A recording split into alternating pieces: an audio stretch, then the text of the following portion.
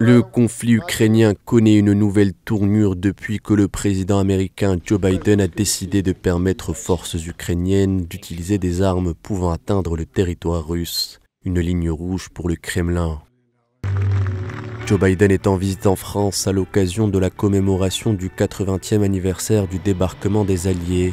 À Paris, il a rencontré le président ukrainien et a rappelé son soutien à Kiev à l'occasion d'une rencontre bilatérale. Le président américain a annoncé le déblocage de 225 millions de dollars d'aide supplémentaire à l'Ukraine. La possibilité d'attaquer directement les territoires russes, longtemps resté un sujet tabou, a désormais été abordé par le président américain. De son côté, le président russe avait menacé de livrer des armes à des pays tiers susceptibles de frapper les intérêts occidentaux si jamais l'Occident autorisait l'Ukraine à frapper la Russie avec des missiles de longue portée.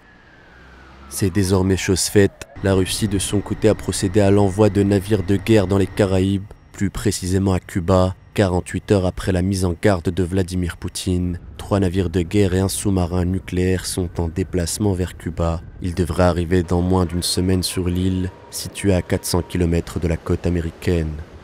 Un déploiement militaire qui rappelle la crise des missiles de 1961. Un arsenal nucléaire soviétique avait alors été installé chez l'allié cubain.